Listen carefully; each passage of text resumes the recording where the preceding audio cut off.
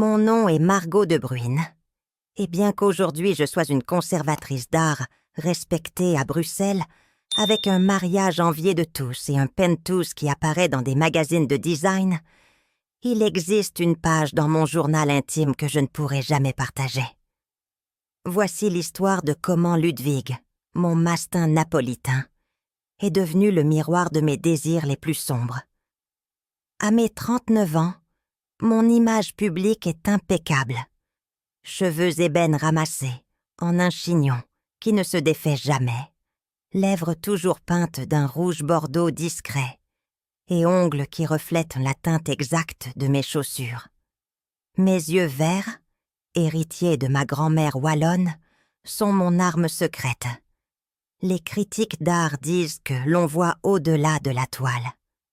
Ma silhouette élancée, maintenue grâce à des séances privées de pilates et un régime qui semble conçu par des architectes suisses, me permet de porter sans effort des costumes de Dior et Balmain. Mes pas résonnent avec autorité sur les sols en marbre grâce à mes stilettos loup-boutin, comme si chaque salle de musée était une scène qui m'appartient. Mon mari, Thierry Van de Waal, est le directeur des infrastructures européennes qui apparaît dans Forbes. Avec ses 1,88 m, son sourire de dents parfaites, blanchi chaque mois à Zurich, et ses mains de pianiste, bien qu'il n'ait jamais joué du piano, il est l'époux que toutes mes amies voudraient.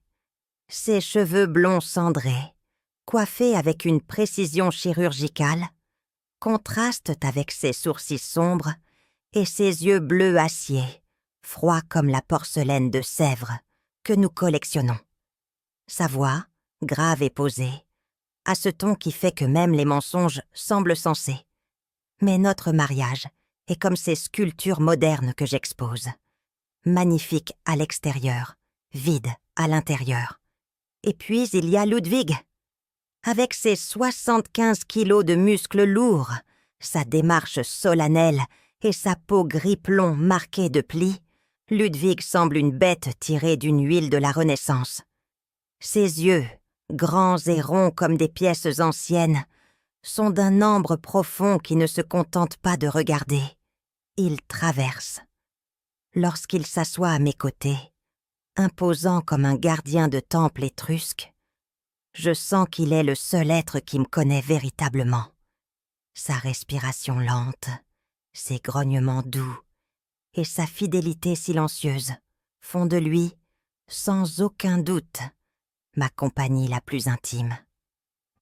Avant de continuer, en découvrant davantage sur les expériences quotidiennes et les moments marquants de la vie de ces dames, abonnez-vous pour ne manquer aucune histoire et aimez cette vidéo pour nous soutenir. On vous attend à chaque nouvel épisode. Continuons maintenant. Avant que Ludwig n'entre dans ma vie, tout semblait être à sa place.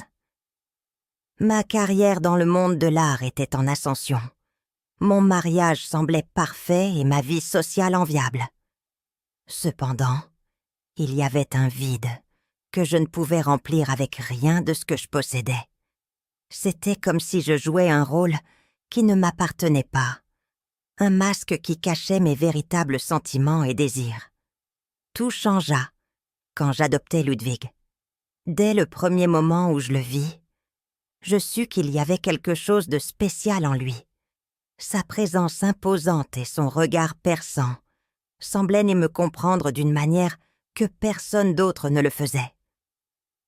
Ludwig devint mon confident, mon compagnon silencieux, dans un monde qui me paraissait souvent froid et distant. Au fil du temps, je découvris que Ludwig n'était pas seulement un chien, mais un reflet de mes désirs les plus profonds et sombres. Sa fidélité inébranlable et sa capacité à me réconforter dans les moments les plus difficiles me firent comprendre qu'il y avait une partie de moi-même que j'avais ignorée. À travers Ludwig, je trouvais le courage d'affronter mes peurs et désirs les plus cachés et d'accepter que, malgré ma vie apparemment parfaite, il y avait une partie de moi qui désirait autre chose. Au fur et à mesure que je plonge dans cette histoire, je vous invite à explorer avec moi les recoins les plus sombres et révélateurs de ma vie. Ensemble, nous découvrirons comment Ludwig, mon mastin napolitain, est devenu le miroir de mes désirs les plus cachés et le gardien de mes secrets les plus intimes. Merci de m'avoir accompagné dans ce voyage. Si cette introduction vous a plu et que vous souhaitez en savoir plus sur mon histoire avec Ludwig, n'oubliez pas de vous abonner à ma chaîne et de liker cette vidéo. Votre soutien est essentiel pour continuer à partager ces histoires qui, bien que difficiles, font partie intégrante de ce que je suis. Maintenant, continuons avec le reste de mon histoire et découvrons ensemble les mystères que Ludwig a aidé à déterrer. Notre penthouse, sur l'avenue Louise, avec ses murs en béton brut et ses meubles de Philippe Stark, est devenu une boîte de résonance pour mon vide lorsque Thierry a commencé à voyager chaque semaine à Singapour. Les dîners avec mes amis du monde de l'art ne suffisaient plus. Les nuits étaient les pires. Je m'allongeais dans notre lit king size, au design italien, écoutant le tic-tac de l'horloge murale. Une pièce unique de Jäger-LeCoultre marquait le passage du temps que Thierry me volait. La solitude devenait insupportable, et chaque tic-tac de l'horloge semblait me rappeler la distance qui nous séparait. C'est alors que Ludwig est entré en scène. Ludwig n'était pas un chien ordinaire. Un mastin napolitain de 90 kilogrammes, avec des plis de peau qui semblaient cacher des siècles de sagesse, et des yeux ambrés qui me fixaient, avec une intensité presque humaine. Thierry l'a acheté comme système de sécurité, après un vol à la galerie. Mais il est vite devenu mon seul confident. Sa présence imposante et son regard pénétrant semblaient me comprendre d'une manière que personne d'autre ne le faisait. Tout a commencé un mardi pluvieux, après que Thierry ait annulé notre appel vidéo pour la 3e fois cette semaine. J'avais bu une demi-bouteille de Château Margaux, ironique vu mon nom, quand Ludwig s'est approché, posant sa tête massive sur mes genoux. La chaleur de son pelage et la douceur de ses oreilles, veloutées, étaient un réconfort au milieu de mon désespoir. « Au moins, toi tu ne me laisses pas tomber !» murmurai-je en français, caressant ses oreilles. Ses yeux ambrés, pleins d'une compréhension qui semblait aller au-delà de la simple loyauté canine, me fixaient intensément. Mais alors, quelque chose a changé. Mes doigts ont glissé vers son large torse, sentant la chaleur qui émanait des plis de sa peau. Ludwig a grogné doucement, mais ne bougea pas. C'était un son profond, vibrant, que j'ai senti parcourir tout mon corps, réveillant des sensations que j'avais oubliées. Mon cœur a commencé à battre plus vite, et une mixture de curiosité morbide et de désespoir m'envahit.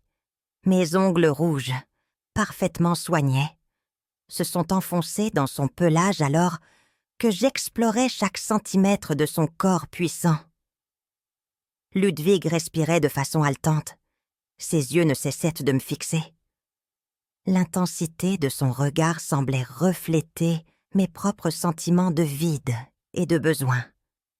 J'ai ressenti une connexion étrange, presque surnaturelle, avec cet être qui, bien qu'animal, semblait me comprendre mieux que n'importe quel humain. Quand ma main arriva sur son ventre inférieur, je sentis quelque chose que je n'attendais pas. Une présence ferme, presque intimidante, qui battait sous mon toucher. Mon pouls s'est accéléré. Pour la première fois en moi, je me suis sentie désirée, nécessaire. La sensation était étrange et perturbante, mais aussi libératrice. C'était comme si, à travers Ludwig, je découvrais une partie de moi-même que j'avais réprimée pendant trop longtemps. « Margot, qu'est-ce que tu fous ?» me demandai-je en un murmure, ressentant un mélange de honte et d'excitation. La situation était absurde, presque surréaliste. Mais à ce moment-là, c'était la seule véritable connexion que je ressentais. Ludwig, avec sa loyauté inébranlable et sa présence imposante, était devenu le miroir de mes désirs les plus sombres et cachés. La relation qui s'est développée entre Ludwig et moi était complexe et profonde. Dans les moments où je me sentais la plus seule et désespérée, sa présence était un réconfort. À travers lui, j'ai trouvé une façon d'affronter mes peurs et mes désirs les plus cachés, et d'accepter que, malgré ma vie apparemment parfaite, il y avait une partie de moi qui aspirait à quelque chose de plus.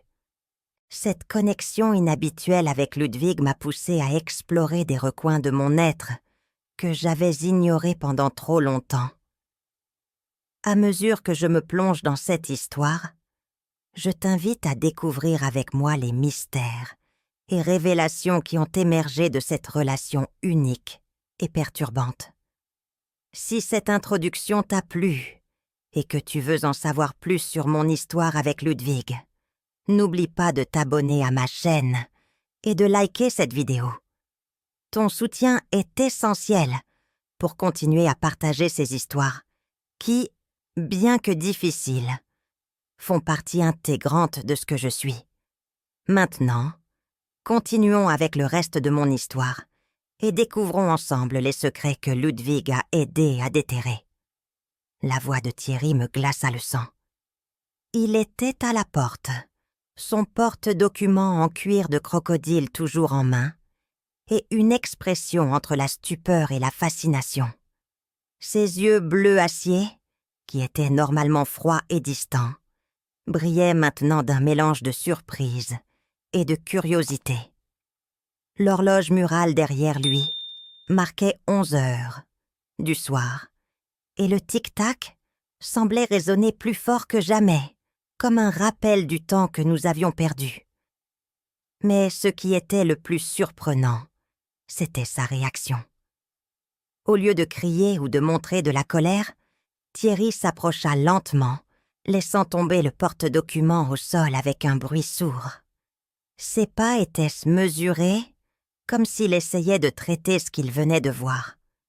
Je me préparais à une explosion de colère, mais au lieu de cela, j'entendis sa voix grave et posée. « Je savais que tu avais besoin de quelque chose de différent, » murmura-t-il, tandis que sa main se joignait à la mienne sur le dos de Ludwig. Son toucher était chaud et ferme, et je ressentis un mélange de soulagement et de confusion. Comment pouvait-il savoir cela? Comment pouvait-il comprendre sans me juger? À partir de cette nuit-là, notre dynamique changea complètement. Thierry commença à inclure Ludwig dans notre intimité de manière que je n'avais jamais imaginée. C'était comme si, en reconnaissant mes désirs les plus sombres, nous avions trouvé une nouvelle manière de nous connecter, une qui allait au-delà des conventions et des attentes sociales. Dans le jardin d'hiver, où les plantes tropicales étaient des témoins muets de nos jeux, la lumière douce et chaude créait une ambiance intime et sécurisante. Les feuilles vertes et les fleurs exotiques semblaient observer chaque mouvement, chaque caresse, comme si elles étaient des complices silencieuses de nos secrets. Devant le miroir sans cadre dans notre dressing, où je regardais les mains de Thierry et le corps de Ludwig se fondre en une seule ombre, la réalité et la fantaisie s'entrelaçaient. L'image réfléchie était à la fois perturbante et excitante, une représentation visuelle de la connexion profonde et étrange que nous avions formée. Dans la baignoire en marbre noir, où la vapeur cachait ma honte initiale, l'eau chaude et le parfum des sels de bain nous enveloppèrent dans une bulle d'intimité. La surface lisse et froide du marbre contrastait avec la chaleur de nos corps, créant une sensation de contraste qui ajoutait une couche de complexité à notre relation. La dernière nuit avant que Thierry ne parte pour Tokyo, nous trouvâmes une enveloppe scellée sur le lit de Ludwig. Le papier était épais et élégant, avec le sceau de Thierry en cire rouge. Mes mains tremblaient légèrement en l'ouvrant, révélant une lettre écrite de sa main impeccable. « Chérie, à mon retour, je ramènerai un nouveau collier pour Ludwig. Et peut-être quelque chose de plus pour toi. » Les mots étaient simples, mais leur signification était profonde. Thierry n'acceptait pas seulement mes désirs les plus sombres. Il cherchait aussi à les satisfaire, même en son absence. Lida, qu'il me connaissait si bien, qu'il comprenait mes besoins les plus intimes, était à la fois réconfortante et terrifiante. Maintenant, pendant que j'écris ceci avec ma plume Mont-Blanc, un autre cadeau de Thierry, Ludwig ronfle à mes pieds. Son souffle chaud caresse mes chevilles, nues, me rappelant que certains amours n'ont pas de nom, mais laissent des marques qui ne s'effacent jamais. La présence de Ludwig est un rappel constant de la complexité de notre relation et des désirs que nous avons explorés ensemble. Merci de nous avoir accompagnés dans ce voyage d'émotions. N'oublie pas que ton soutien signifie beaucoup pour nous. Si cette vidéo t'a plu, n'hésite pas à liker et à la partager. Nous avons encore de nombreuses histoires passionnantes à raconter. Ne les manque pas, abonne-toi et active la cloche de notification.